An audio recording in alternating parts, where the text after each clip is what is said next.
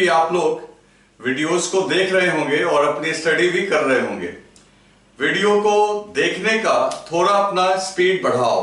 मैं देख रहा हूं कि कुछ लोग अभी तक इलेक्ट्रिक फील्ड वाले वीडियो पे ही हैं, फिर कुछ इलेक्ट्रिक फील्ड लाइंस पे हैं, कुछ फ्लक्स तक पहुंचे हैं, कुछ डीपीपी का सॉल्यूशन देख रहे हैं। मेरा कहने का कंसर्न ये है कि नो डाउट आपके पास डाटा जो होगा वो लिमिटेड ही होगा, लेकिन तब भी आप ट्राई करो कि ज्यादा से ज्यादा अपने फोन का यूज पढ़ाई में करो, है ना, ताकि तुम एकदम से अपडेटेड हो। कुछ लोग तो बिल्कुल अपडेटेड हैं, वो विदिन वीडियो को अपलोड करने के कुछ घंटे में वो वीडियो को देख लेते हैं। तो कुछ लोग तो बहुत ही सिंसियर है, वो मैं देख रहा हूं, लेकिन कुछ लोग थोड़े से ढीला ढाला रवैया अपनाए हुए हैं कि चलो ठीक है वीडियो आ गया है तो देखते रहेंगे। तो देखो ऐसे पढ़ाई नहीं होती है, समझ गए ना।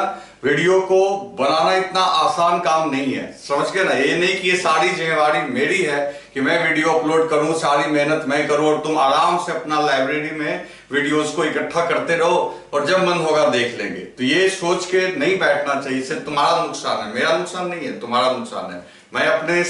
मैं अपने रूटीन के हिसाब से काम करता जाऊंगा, लेकिन आपको भी करना चाहिए, ठीक है। तो चलो, तो हम लोग अभी पढ़ रहे थे गॉस लॉ। गॉस लॉ के ऊपर ये अपना तीसरा लेक्चर होगा। इलेक्ट्रिक फ्लक्स को अलग अगर मान लें तो गॉस के ऊपर अपना ये थर्ड होगा, यानी ये लेक्चर नंबर, ऐसे ओवरऑल देखें तो ये लेक्चर नंबर 24 होगा। तो दोस्तों हम लोग पढ़ रहे थे गॉस लॉ का एप्लीकेशन।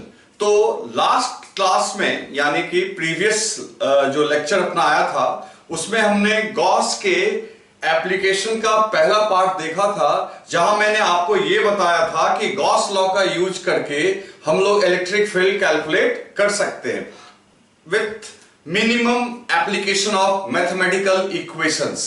और दो मैंने आपको सॉल्व किया भी था, एक पॉइंट चार्ज का और एक इनफाइनाइट यूनिफॉर्मली चार्ज्ड रॉड का, ठीक है।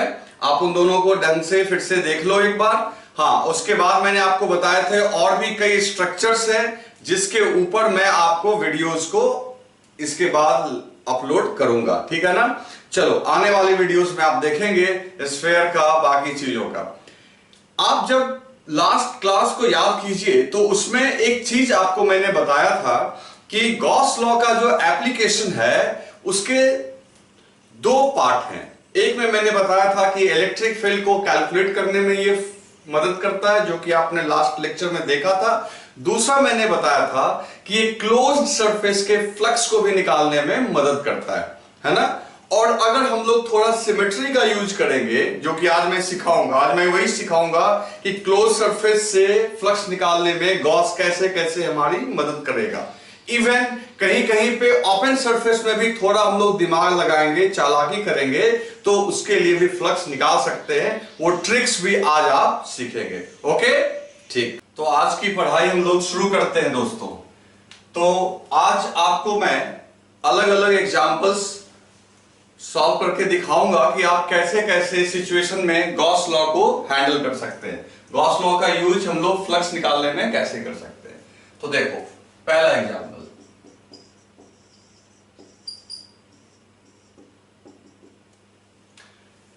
मान लो कि आपका एक सरफेस है, क्लोज सरफेस ऐसे, ठीक है। अब इसके अंदर एक चार्ज है प्लस क्यू और दूसरा चार्ज है माइनस क्यू, और ये है आपका गॉसियन सरफेस।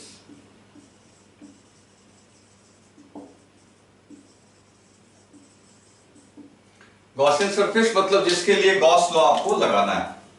तो अगर आपसे कोई पूछे कि यहां फ्लक्स कितना हुआ, तो इसका जवाब देना मुश्किल नहीं है अपने लिए, क्योंकि अब तो हम लोग सीख चुके हैं कि गॉस लॉ कहता है कि अगर आपको फ्लक्स चाहिए तो Q inside divided by epsilon naught. तो दोस्तों बहुत आराम से plus Q minus Q by epsilon naught equal to 0, flux क्या हो गया, 0। क्यों फ्लक्स 0 हो गया? क्योंकि नेट चार्ज अंदर कितना है, 0। क्योंकि मैंने आपको बोला था कि वही चार्ज लेना है जो गॉसियन सरफेस के अंदर है और चार्जेस को साइन के साथ लेना है। अगर कोई आपसे यह पूछे कि यार ये बताओ कि ठीक है, फॉर्मूला से तो निकल के आ गया कि फ्लक्स आपका क्या हो गया, 0। लेकिन कोई अगर बोले आपसे कि इसको EFLS के टर्म में समझाओ कि क्यों कोई लाइन इसको, इस सरफेस को क्रॉस नहीं किया।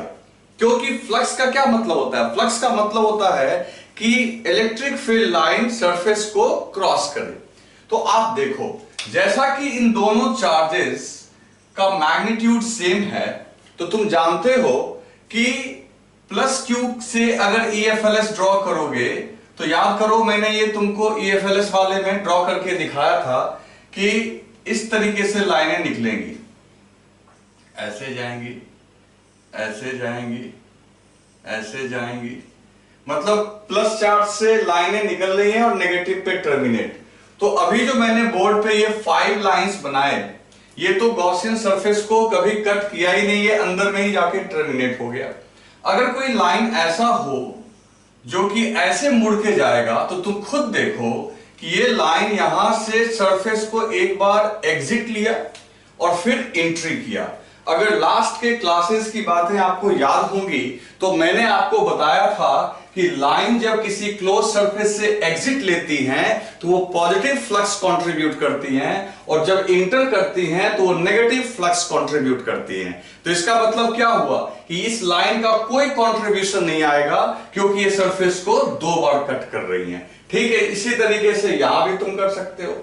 तो कुल मिला के आप बोल सकते हो कि चूंकि दोनों का मैग्नीट्यूड सेम है, तो जितनी लाइनें यहां से निकलेंगी वो सारी लाइनें इस पे आके टर्मिनेट करेंगी, और टर्मिनेट करने के लिए इसको सरफेस को एक बार और कट करना पड़ेगा। तो भाई ऐसी बात हुई कि जो लाइन सरफेस से बाहर निकली वो वापस सरफेस में एंट्री ली, यानी जितना उसने पॉजिटिव फ्लक्स पैदा किया उतना ही उसने नेगेटिव किया। दैट्स व्हाई यहां पे नेट फ्लक्स क्या हो गया, 0। अब ये कोई बहुत कठिन न्यूमेरिकल नहीं है, बस आपको मैंने समझाया इस चीज को कि कैसे होती है चीजें। ओके, तो अल्टीमेटली नंबर ऑफ लाइंस पे ही सारा चीज है। अच्छा, एक आर्ग्यूमेंट हम लोग और कर सकते हैं। जैसे देखो, ये इंपॉर्टेंट पॉइंट, जैसा कि हम लोग लास्ट क्लास में देखे थे कि मान लो अगर ये एक पॉइंट चार्ज प्लस क्यू और इसको एक गॉसियन सरफेस से ऐसे सराउंड कर दो। ओके, तो मान लो एक स्फेरिकल गॉसियन सरफेस है रेडियस r का, तो याद करो कितना फ्लक्स निकल के आया था। तो बहुत सोचने वाली बात नहीं है, इस गॉसियन सरफेस के अंदर एक लौता चार्ज ये q है, तो total charge q divided by epsilon not, ये आपका आंसर आ गया। मैं यहां क्या समझाना चाह रहा हूं, आखिर इससे जो EFLS निकलेंगी वो इस सरफेस को एक बार क्रॉस कर रही हैं, और वो भी एग्जिट ले रही हैं। दैट्स व्हाई आपका यहां पे फ्लक्स पॉजिटिव आया। तो देखो, एक आर्ग्यूमेंट करते हैं। तुमको ये बताया गया कि फ्लक्स जो होता है ये होता है number of EFLS passing through given area। तो जैसा कि मैंने फ्लक्स के बारे में बताया था आपको कि flux is nothing but it is number of EFLS passing through the given area. तो सोचो कि ये फाई उन लाइंस की काउंटिंग है जो इस सरफेस से निकल रही हैं, और वो सारी लाइनें प्लस क्यू से जनरेट हो रही हैं। ध्यान से सुनना, ये जो फ्लक्स है this is total number of EFLS passing through the surface, and all these lines are produced by this point charge. तो एक बात हम बोल सकते हैं, एक आर्ग्यूमेंट लगा सकते हैं कि एक प्लस क्यू चार्ज से कितनी लाइनें पैदा हो सकती हैं, तो आंसर होगा Q बाई एप्सिलॉन नॉट। कोई पूछेगा कैसे, तो कहना कि इस Q से जितनी लाइनें निकलेंगी वो इस सरफेस को कट करेंगी, और इस सरफेस को कट करने से क्या प्रोड्यूस होगा, फ्लक्स, और उस फ्लक्स की वैल्यू कितनी है, Q बाई एप्सिलॉन नॉट, और यही क्या होगा, नंबर ऑफ टोटल लाइन जो कि सरफेस से पास हो रही है। इसका मतलब ये सारी लाइनें जो पास हो रही हैं वो इसी Q से तो पैदा हुई है। तो इसका मतलब हम ये भी बोल सकते हैं कि the number of EFLS produced by point charge Q equals to Q by epsilon naught। अब कोई पॉइंट चार्ज कितना EFLS पैदा कर सकता है, तो सीधा लिख सकते हैं Q by epsilon naught। मान लो चार्ज 4 कूलम का है, तो Q के जगह हम लोग 4 कूलम रख लिख देंगे, और epsilon naught का वैल्यू तुम्हें पता है 8.85 इंटू 10 to the power -12। तो सीधी बात है, चार्ज ऊपर रखो, epsilon naught से डिवाइड कर दो, तो यहां से निकलने वाली लाइनें पता चल जाएंगी, और वो यदि सारी लाइनें इस सरफेस को क्रॉस कर रही हैं तो वही किसके बराबर हो जाएगी, फ्लक्स के बराबर। अब यहां से मेरी आर्ग्यूमेंट सुनो। मान लो कि इस पूरे सरफेस से इस काउंटिंग को मान लो 100 मान लेते हैं, बात करने में आसानी होगी। मान लेते हैं कि टोटल ये 100 लाइंस हैं, और अगर ये पॉइंट चार्ज बीच में रखा हुआ है, ध्यान सुनना, यही सिमेट्री मेरे को सिखाना है, अभी बहुत सारे केसेस में मैं लगाऊंगा इसको। तो अल्टीमेटली ये समझ लो कि फ्लक्स का रिलेशन किसके साथ है, EFLS।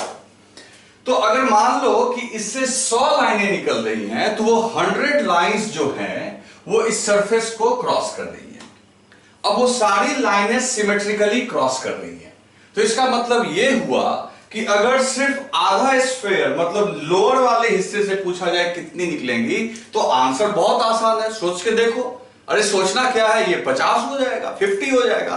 अगर ये पूरा स्फीयर से 100, तो सिमेट्रिकली हम बोल सकते हैं कि लोअर हाफ वाले स्फीयर से 50 लाइनें निकल रही होंगी, अपर हाफ से 50, कल को 1/4 कर देगा तो 25। तो ये दिमाग में आप रखो, समझ गए ना। तो इसका मैं एप्लीकेशन करके दिखाता हूं। ओके, तो एक बार आप राइट डाउन कर लो कुछ इसमें से। तो दोस्तों अब इस एग्जांपल को देखते हैं कि यहां पे फ्लक्स कैसे निकलेगा। तो एक बार आप भी ट्राई कीजिए, ठीक है ना। क्वेश्चन मैं समझा देता हूं क्या है कि ये एक हॉलो हेमीस्फीयर है। हॉलो हेमीस्फीयर का मतलब एक स्फीयर है, उसको मान लो बीच से आधा हमने काट दिया, ठीक है ना, तो खाली है, खाली हेमीस्फीयर है, तो हाफ है, हाफ पोर्शन है ये। इसके सेंटर पे ये +Q चार्ज रख दिया गया है, पॉइंट चार्ज +Q। तो पूछा क्या जा रहा है आपको, then find flux through the hemisphere. तो इस हेमीस्फीयर से आपको क्या निकालना है, ये कितना फ्लक्स लिंक करेगा। तो वीडियो को पॉज करके आप बनाओ, 1 मिनट आप टाइम लो और सोच के देखो। सोच लिया आपने, ठीक है। अब मैं इसको सॉल्व करता हूं। क्वेश्चन राइट डाउन कर लिया, चलो ठीक है। अब मैं इसको सॉल्व करता हूं। देखो, ऐसे तो ये गॉस लॉ लगाना मुश्किल है यहां पे, क्योंकि ये हॉलो हेमीस्फीयर है और उसमें भी आधा है। तो आधा है मतलब कि ये एक ओपन सरफेस हो गया। मतलब अगर ये पूरा स्फीयर होता, या कम से कम ये ढक्कन होता यहां पे, तो भी हम लोग बोलते कि आधा स्फीयर है लेकिन क्लोज है। लेकिन जैसा कि हॉलो लिख दिया गया, यहां कोई सरफेस आपको नहीं मानना है, सरफेस वो बस आपका स्फेरिकल है और उसके पॉइंट चार्ज पे रखा हुआ है। तो आप डायरेक्ट गॉस लॉ तो नहीं लगा सकते, लेकिन आप यहां पे दिमाग लगा सकते हो। चालाकी से हम लोग गॉस लॉ के थ्रू इसको सॉल्व कर सकते हैं। कैसे, तो देखो, मान लो कि अगर ये स्फीयर क्वेश्चन में दिया हुआ है, अब अपने मन से मैं एक रेड कलर का एक और स्फीयर अज्यूम करता हूं। अब तो ये पूरा स्फीयर हो गया। तो अब जब ये पूरा स्फीयर हो गया, तो इस पूरे स्फीयर के लिए तो गॉस लॉ लगा सकते हैं। तो ये जो फाई है, फाई, ये पूरे स्फीयर के थ्रू अगर देखें, पूरा स्फीयर मैंने लिख दिया है, तब तो उसके लिए गॉस लॉ अगर लगाओगे तो इसका आंसर तो बहुत आराम से आ जाएगा, Q divided by epsilon not, क्योंकि ये पूरे सरफेस के अंदर कितना चार्ज है, Q, और तो इस तरीके से Q बाई एप्सिलॉन नॉट। तो इसका मतलब ये है कि इसमें से जितनी लाइनें निकल रही होंगी उससे ये फ्लक्स निकल के आया। और सिमेट्रिकली तुम समझ सकते हो कि जितनी लाइनें ऊपर वाले सरफेस से गई होंगी, ठीक उतनी लाइनें नीचे वाले सरफेस से भी तो गई होंगी, और इन सभी लाइनों से ही ये फ्लक्स बना है। तो इसका मतलब है कि नीचे वाले से कितनी लाइनें गई होंगी, टोटल लाइंस का हाफ। तो टोटल लाइंस का अगर हाफ गया होगा, तो इसका मतलब हम यहां पे लिख सकते हैं कि flux flux through lower hemisphere, flux through lower hemisphere is equal to phi divided by 2, यानी आंसर क्या आ गया अपना Q बाई 2 एप्सिलॉन नॉट, यानी टोटल फ्लक्स का हाफ जो जा रहा होगा नीचे से। एक बहुत सिंपल आसान क्वेश्चन था जिसमें हमने सिमेट्री का इस्तेमाल किया और ये सॉल्व हो गया। लेकिन अगर मान लो ये चार्ज ठीक सेंटर के बजाय नीचे दिया हुआ रहता तब ये आप सिमेट्री नहीं लगा पाते, क्योंकि सेंटर पे रखने का ये फायदा हुआ आपको कि आपने कह दिया कि आधा जैसा नीचे स्फीयर है वैसा ही ऊपर है। ओके, चलो तो ये इसका ये आंसर हो गया। नेक्स्ट क्वेश्चन देखते हैं। मान लो पहले सिंपल है, ये एक क्यूब है, क्वेश्चन के बजाय एग्जांपल लिखो। नेक्स्ट एग्जांपल देखते हैं। अब यहां पे ये क्यूब है, ठीक है।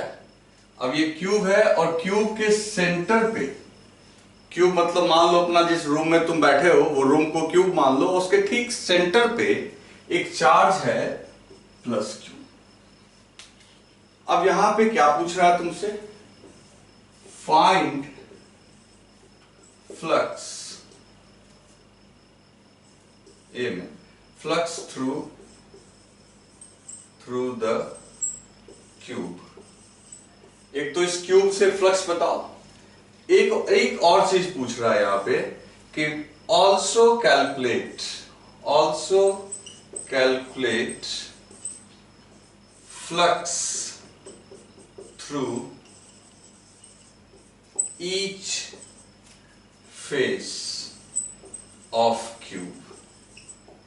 दोस्तों, एक तो तुम्हें यह पता करना है यहां पे कि इस पूरे क्यूब से कितना फ्लक्स जाएगा, और दूसरा ये पता करना है कि क्यूब के जो 6 फेसेस हैं, 6 सरफेस होते हैं, आप जानते हो क्यूब में 6 सरफेस होते हैं, तो उन हर एक सरफेस से कितना फ्लक्स लिंक करेगा। तो आप ये दोनों को सॉल्व करना है। देखो, वीडियो पॉज करो 1 मिनट के लिए और इसको सॉल्व करो। ओके, तो देखो दोस्तों, इसमें क्या करेंगे, सबसे पहले हमारे पास ये क्यूब है। अब इस क्यूब के सेंटर पे आपका रखा हुआ है प्लस क्यू चार्ज, ठीक बीच में। तो पूरे क्यूब से फ्लक्स पूछ रहा है ए में, तो वो कैलकुलेट करना हम लोग के लिए बड़ी बात नहीं है।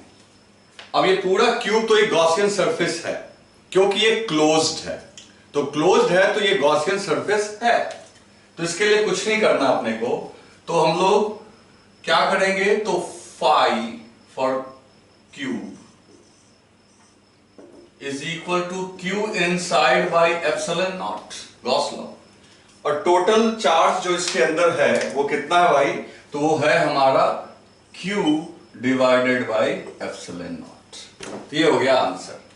तो इसमें तो कुछ था ही नहीं कि आपका क्यूब के सेंटर पे रखा हुआ है, क्यूब से कितना फ्लक्स हुआ, तो टोटल चार्ज आपका है Q को एप्सिलॉन नॉट से डिवाइड कर दो। रही बात इसके सेकेंड पार्ट की, तो देखो टोटल यहां पे कितने सरफेस हैं, तो 1 2 3 4 और एक फ्रंट में जो नहीं दिख रहा है और एक बैक में, 6 हो गए। अब तुम अपने इसको कैसे तुम विजुअलाइज करोगे, तुम जिस रूम में बैठे हो उसमें देखो टोटल 4 दीवारें हैं और एक सीलिंग भी है और एक फ्लोर भी है, 4 walls and 1 ceiling and down क्या हो गया, फ्लोर। अगर मान लो ठीक सेंटर में, रूम के ठीक सेंटर में, मतलब फ्लोर पे नहीं, बीच में एयर में अगर कोई चीज रखा हुआ है तो वहां से हर एक सरफेस सिमेट्रिकली प्लेस्ड है, तो सीधी सी बात है कि इससे जितनी भी लाइनें निकलेंगी वो इन सभी सरफेस को इक्वली इंटरसेक्ट करेंगी, इक्वली पास करेंगी, मतलब सबका कंट्रीब्यूशन सेम होगा। अगर 600 लाइनें निकलेंगी तो 100 लाइंस हर एक सरफेस को मिलना है, तो टोटल लाइनें 600 है, तो 600 लाइन मतलब टोटल फ्लक्स को ही तो Q बाई एप्सिलॉन नॉट बोलते हैं। तो हर एक फेस को कितनी लाइनें मिलेंगी, तो स्वाभाविक सी बात है 100 ईच, यानी टोटल फ्लक्स का 1/6 हर एक सरफेस को मिलना है। तो हम लोग सीधा आंसर कर सकते हैं कि फ्लक्स थ्रू ईच फेस या ईच सरफेस, तो ये सीधा आंसर आ गया दोस्तों, total flux Q by epsilon not divided by 6, और आंसर आ गया आपका Q बाई 6 एप्सिलॉन नॉट। तो इस तरीके से दोस्तों हमने इसको कैलकुलेट कर लिया। ओके, अब देखो यहीं से हम लोग एक क्वेश्चन आपका और बनता है, तो आप इसको पहले लिख लो, फिर मैं नेक्स्ट क्वेश्चन पूछता हूं। तो नेक्स्ट एग्जांपल है अपना, जो मैंने बोर्ड पे डायग्राम बनाया है। ये क्वेश्चन जो बोर्ड पे लिखा हुआ है ये HC वर्मा का है, बहुत सिंपल है और आप सॉल्व भी कर सकते हो। क्या बोल रहा है, पहले डायग्राम समझो आप। डायग्राम क्या है, एक स्क्वायर प्लेट है ना, लाइक दिस। मान लो ये बुक है, इस बुक को मैंने एक प्लेट मान लिया, ऐसे ये फ्लोर पे रखा हुआ है, ठीक है, ये ऐसे फ्लोर पे रखा हुआ है। इसकी साइड ये भी A है और ये भी A है, ये भी A है ना, स्क्वायर है तो चारों साइड सेम हो गए। और इसके ठीक सेंटर से, यानी इसके सेंटर से A/2 डिस्टेंस पे एक चार्ज रखा हुआ है।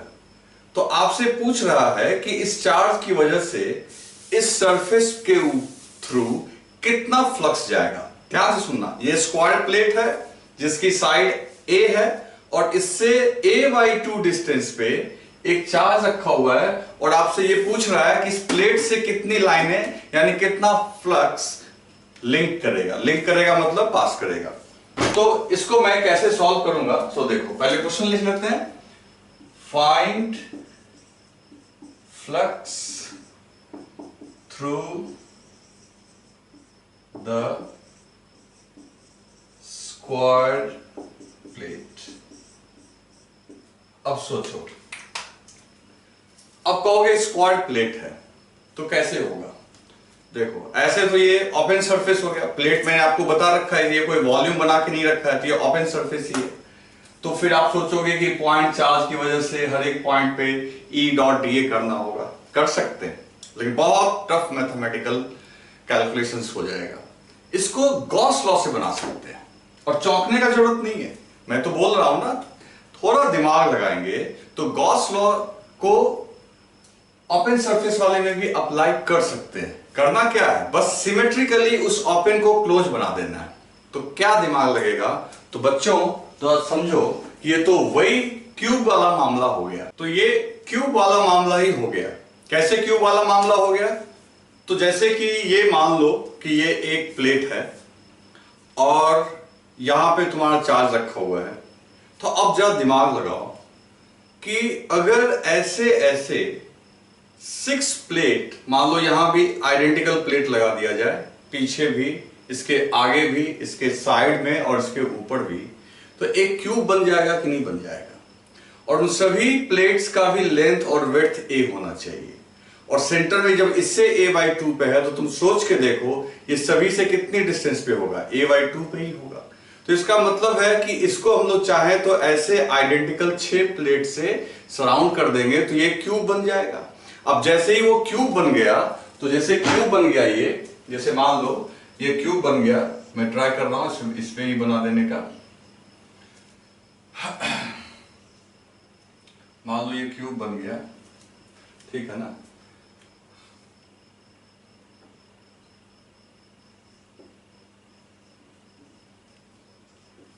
तो अब ये क्यूब बन गया, तो क्यूब बन गया तो ये गॉसियन सरफेस हो गया।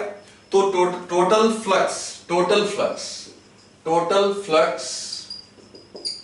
थ्रू क्यूब, तो वो तो हो जाएगा Q बाई एप्सिलॉन नॉट पहले की तरह।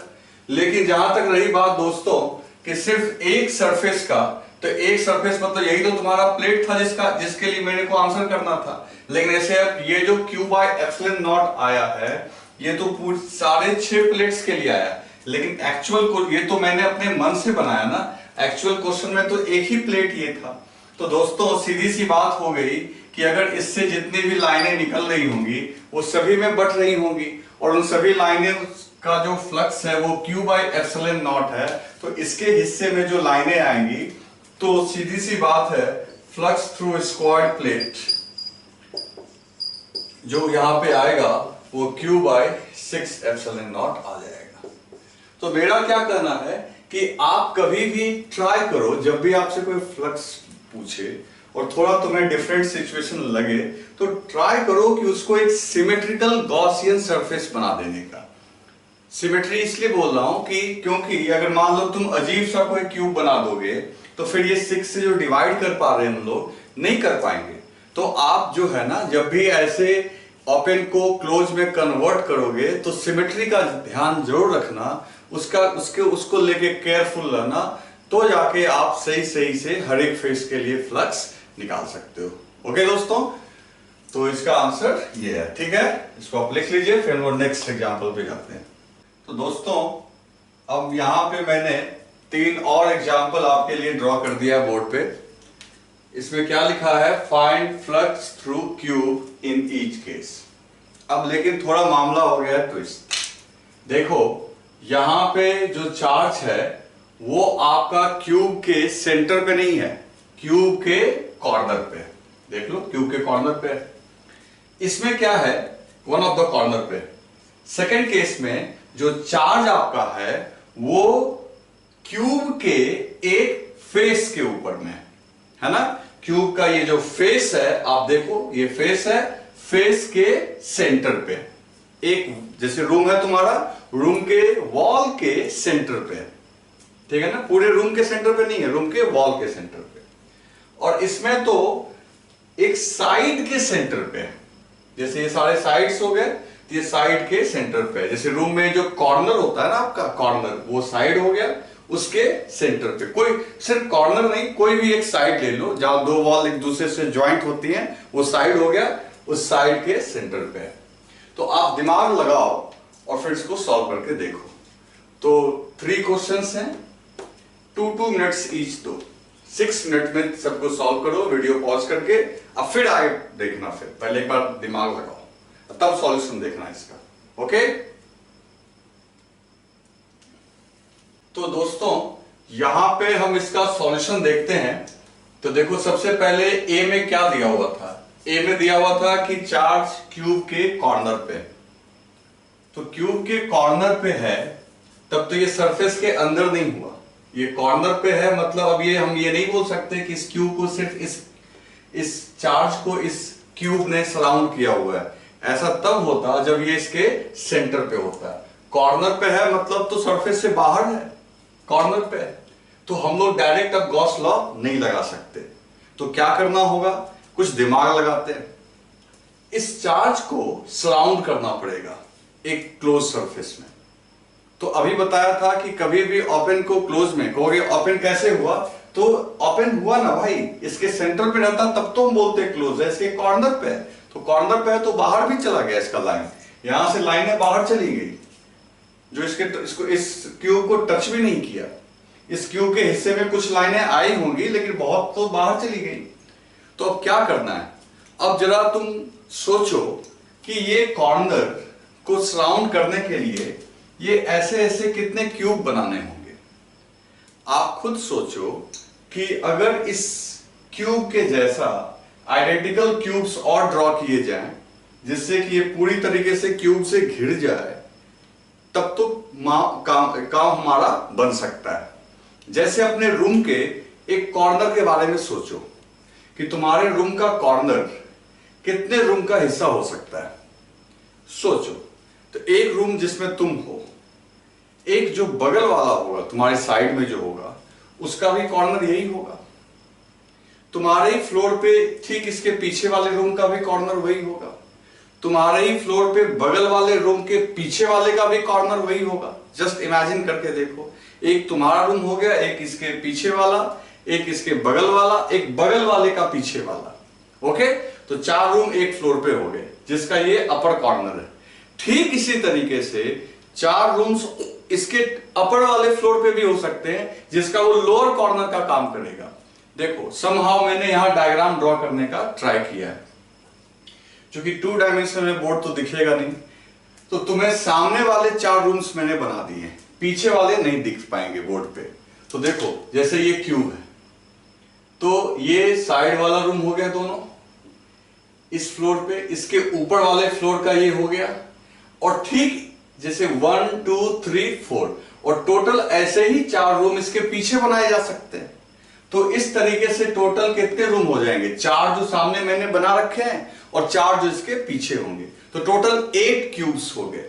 और वो 8 क्यूब्स मिलके इस चार्ज को सराउंड करके रखा है। तो इसका मतलब इससे निकलने वाली जो लाइनें होंगी वो उन 8 क्यूब्स में इक्वली, अगर सारे क्यूब के साइड आइडेंटिकल हो तो उन सभी में वो डिस्ट्रीब्यूट हो जाएंगी।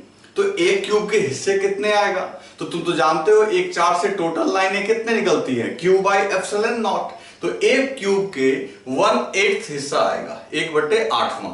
तो ऑटोमेटिकली हम लोग कह सकते हैं flux through the cube is equal to Q by 8 epsilon naught. ठीक है, और यहां नोट में अगर लिखना चाहते हो तो ये लिख सकते हो कि चार्ज प्लेस्ड एट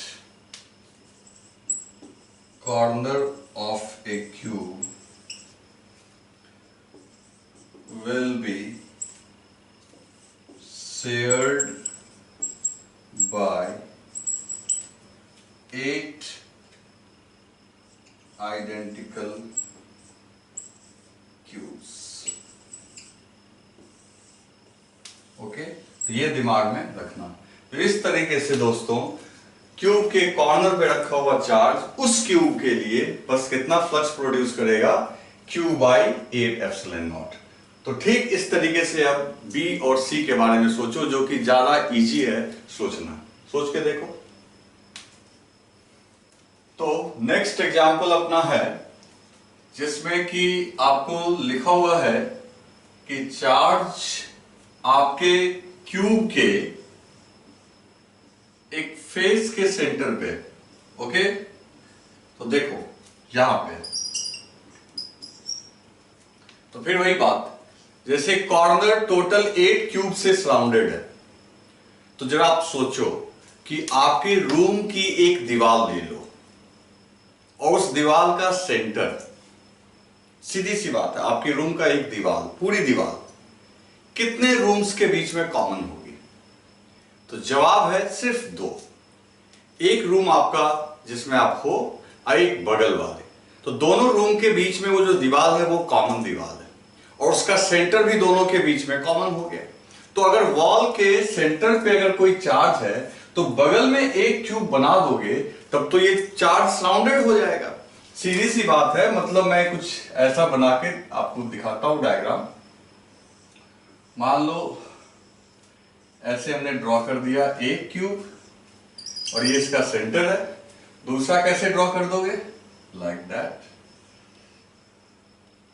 ये हो गया। तो इस तरीके से देख लो, अब ये जो सेंटर है ये इन दोनों से सराउंडेड हो गया। तो अगर बात करें तो इन दोनों क्यूब्स को मिला के जो फ्लक्स आएगा यहाँ पे फाई नॉट, वो क्यू बाई एप्सिलॉन नॉट होगा, क्योंकि इन दोनों सरफेस को मिला के हम लोग एक गॉसियन सरफेस बोल सकते हैं, गॉसियन सरफेस, क्योंकि क्लोज हो गया। तो टोटल फ्लक्स हो गया क्यू बाई एप्सिलॉन नॉट। तो सीधी सी बात है, और सिमेट्री से देखो ये पॉइंट इन दोनों के ठीक बीच में, दोनों रूम के बीच में। तो इससे जितनी भी लाइनें निकलेगी, आधी इस रूम को मिलेगी, आधी इसको। तो ऑटोमेटिकली सिर्फ एक रूम की बात करें, that is flux through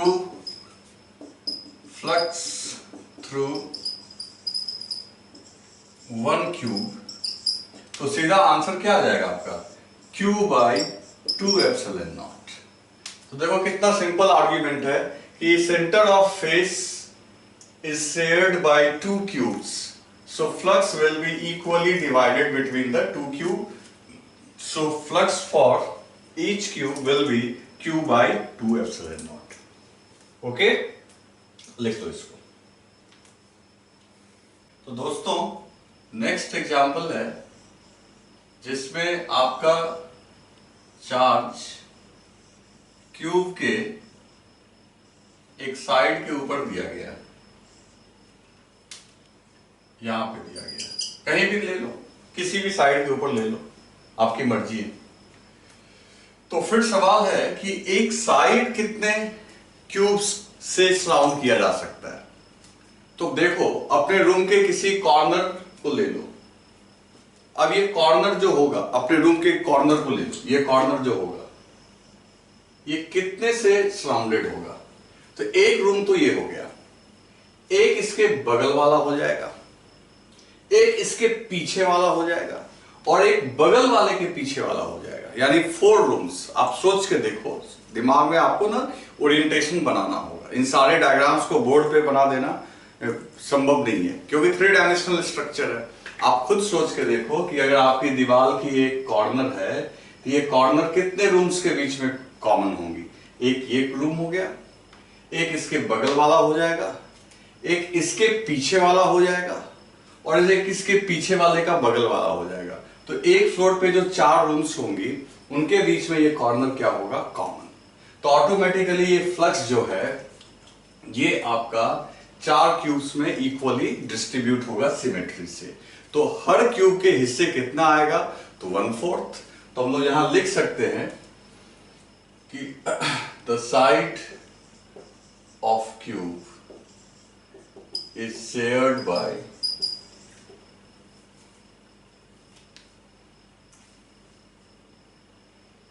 4 cubes,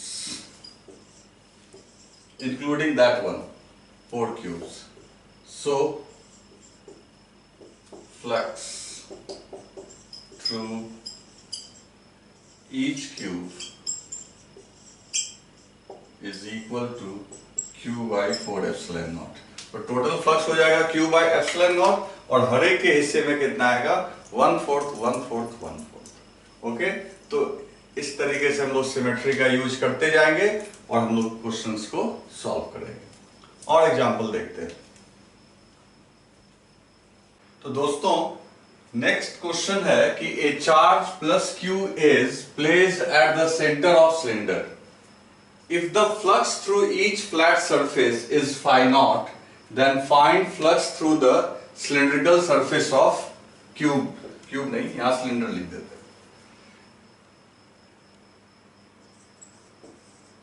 cylinder. देखो,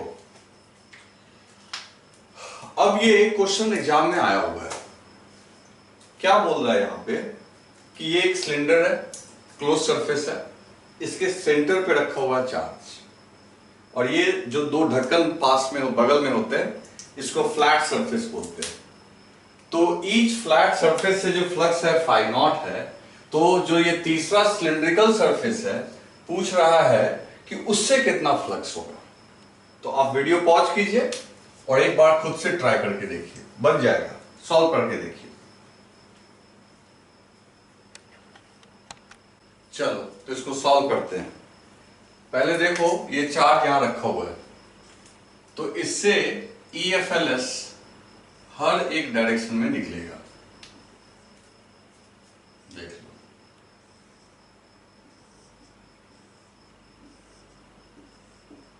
अब ये देखो, EFLS इससे निकल रहा है। टोटल यहां पे 3 सरफेस हैं, 1, 2 और एक सिलेंड्रिकल। अगर पूरे सिलेंडर की बात करें तो पूरा सिलेंडर एक गॉसियन सरफेस है, क्लोज है पूरी तरीके से। तो टोटल फ्लक्स जो होगा वो Q inside by epsilon not. अब Q इनसाइड में total charge Q by epsilon not. अब ये जो फ्लक्स है इसके टोटल 3 हिस्से होंगे, क्योंकि लाइन 3 सरफेस से जा रहा है। वो तीनों सरफेस तुमको समझ में आ रहा होगा कौन कौन सा है। इसमें 2 तो ये फ्लैट वाले हो गए, तो फ्लैट सरफेस से मान लो इससे गया phi1, इससे फ्लक्स का लिंक है phi2 एंड सिलेंड्रिकल से है phi3। तो ये बहुत इजीली समझा जा सकता है सिमेट्री से। फिर यहां सिमेट्री लगाएंगे, ये ठीक बीच में है, तो जितनी लाइनें इस फ्लैट सरफेस को मिलेंगी उतने इस फ्लैट सरफेस को मिलेंगी। तो phi1 इक्वल्स टू phi2 है ना, और जिसका वैल्यू क्वेश्चन में दिया हुआ है phi0। क्वेश्चन में गिवन है।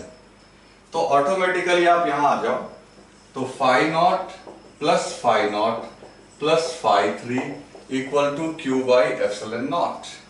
तो ये हो जाएगा 2 phi naught plus phi 3 equal to Q by epsilon naught. तो फाइनल आंसर जो सिलिंड्रिकल सरफेस के थ्रू आ गया, that is phi 3 equals to Q by epsilon naught minus 2 phi naught. ध्यान दो दोस्तों, ये आंसर आपका निकल के आएगा। तो आंसर कितना निकल के आया? Q by epsilon naught minus 2 phi naught. तो आप देखो, फिर हमने यहां सिमेट्री का इस्तेमाल किया, गॉस लॉ लगाया और आंसर तक पहुंच गए। ओके, तो इसको राइट डाउन कर लो।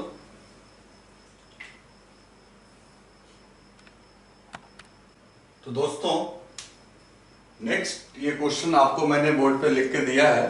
क्वेश्चन क्या बोलता है कि figure shows an imaginary cube of side L full stop, a uniformly charged rod of length L moves towards right at constant speed v. At t equal to 0, right end of rod just touches the left face of the cube. Draw the graph between phi and t for the cube. देखो दोस्तों क्या बोल रहा है, मैं एक बार समझाता हूं ये क्वेश्चन को। ये क्यूब है, क्यूब का ये लेफ्ट फेस है जिसको इस रॉड के राइट एंड ने टच किया हुआ है। t इक्वल टू 0 मान लो, t इक्वल टू 0 समझते हो, जहां से हम लोग मोशन को देखना शुरू करते हैं। अब ये रॉड पूरा इसके अंदर जाता है। रॉड जो है वो यूनिफॉर्मली चार्ज्ड है, उसकी डेंसिटी लैम्डा है, रॉड की भी लेंथ L, इसका साइड भी L, और रॉड की स्पीड कितनी है v। तो आपको ड्रॉ करना है इस क्यूब का फ्लक्स वर्सेस टाइम। ठीक है, तो अब आप इसको सॉल्व कीजिए, ट्राई कीजिए, 2-3 मिनट का समय लीजिए, ट्राई कीजिए। अच्छा क्वेश्चन है।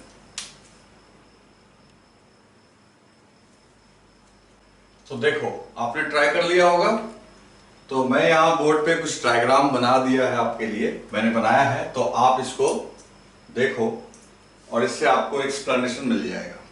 पहले देखो t इक्वल टू 0 पे क्या बोल रहा है कि rod completely outside the cube है।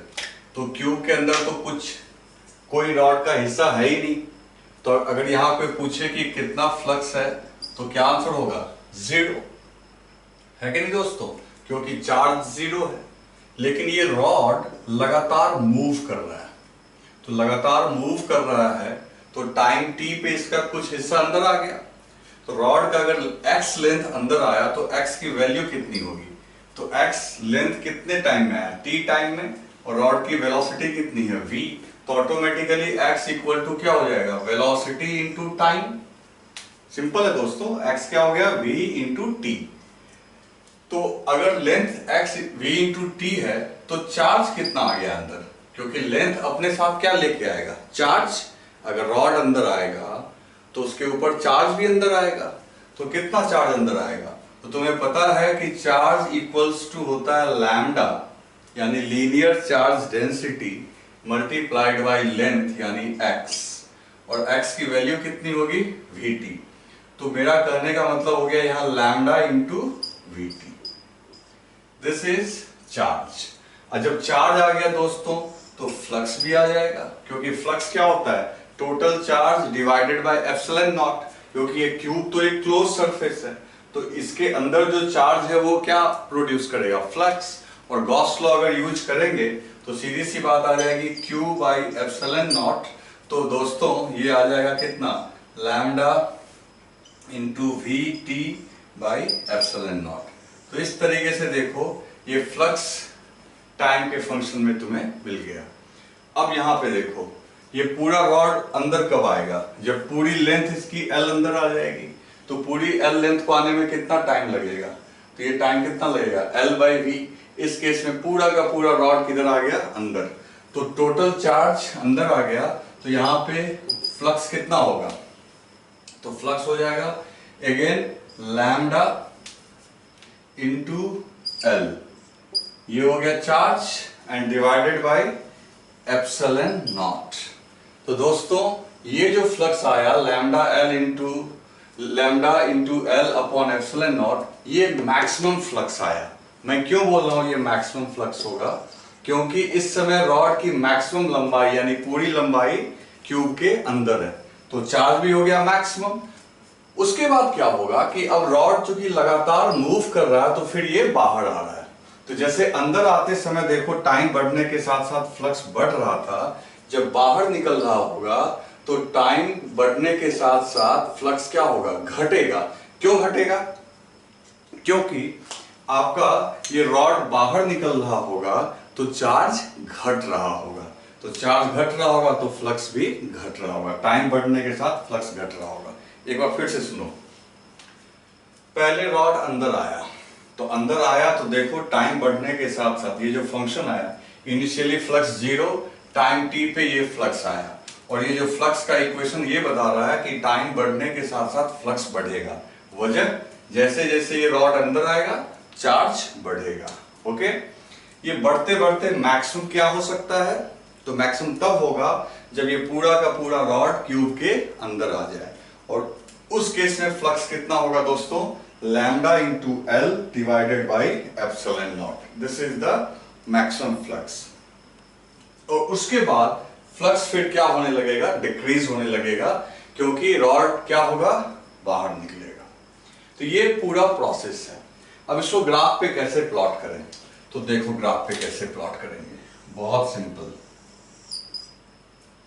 सबसे पहले y एक्सिस पे मैंने फ्लक्स ले लिया और x एक्सिस पे टाइम, तो t इक्वल टू 0 पे देखो फ्लक्स 0 है, तो ग्राफ को यहीं से शुरू करना है।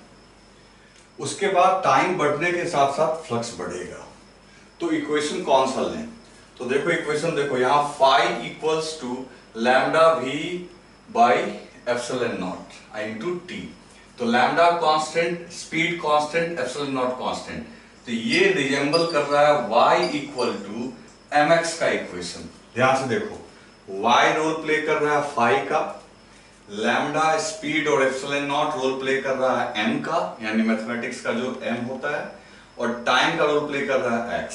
तो y इक्वल टू mx का जो इक्वेशन है तुमको पता होगा कि एक लीनियर इक्वेशन है जिसका ग्राफ स्ट्रेट लाइन आएगा passing through origin.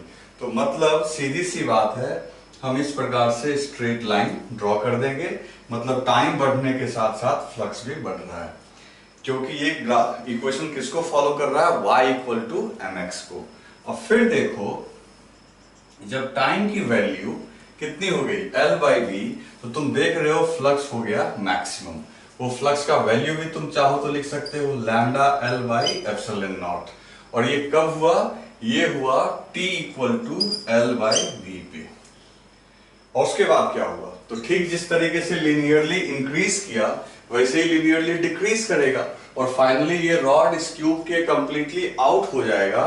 In that case ये ग्राफ फिर से डाउन होके ऐसे आ जाएगा।